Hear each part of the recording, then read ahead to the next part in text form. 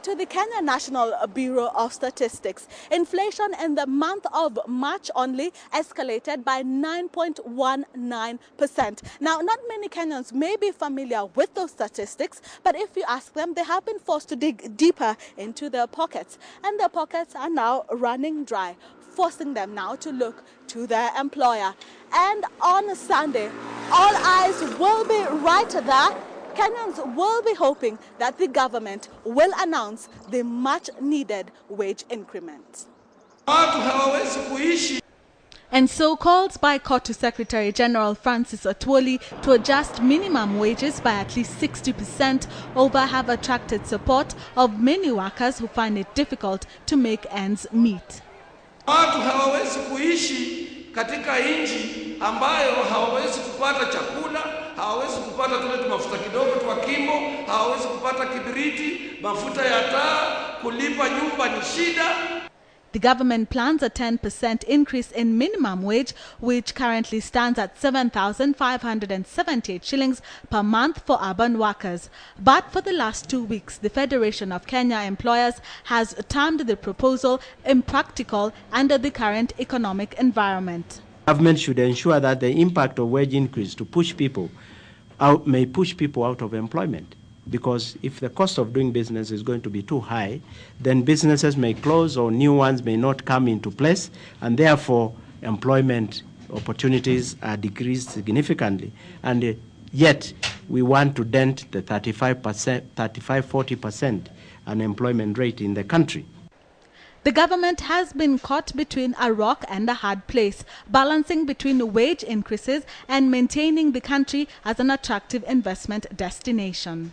Consultations are going on between my office and the Office of the President on the issue of escalating food prices, the issue of high fuel costs, which are hurting our people, particularly the vulnerable members of our society.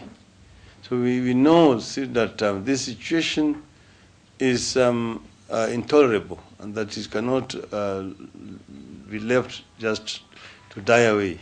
FKE says wage guidelines are clearly outlined under the Wages Council guidelines, provide that minimum wages should be reviewed once every 2 years.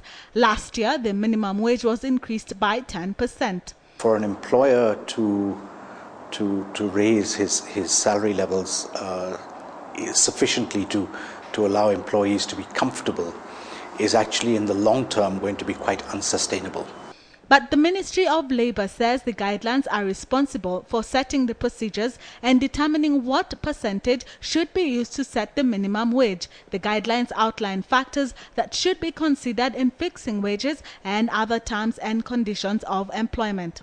It is true that the cost of production in this country may be high as compared to other comparable investment destinations. But I want to say that it is not just labor productivity that must be the concern. If we must find a solution, then we must look at all factors of production. We must not be quick to say we must increase wages or we must not increase wages. The cost of production has also gone up and is eating away from profit margins that still has to grapple with the shrinking purchasing power. With oil being a primary cost for industries, the increase to 107 shillings spells out a challenging year for business owners. I would even advocate a reduction of some tax rates, because it's proven worldwide that will result in increased collection for the governments, which is one thing that they're really having a problem with today. The body also argues that even with the current $79 average pay per month, Kenyan workers earn more than the global counterparts, including India, who get $68 a month.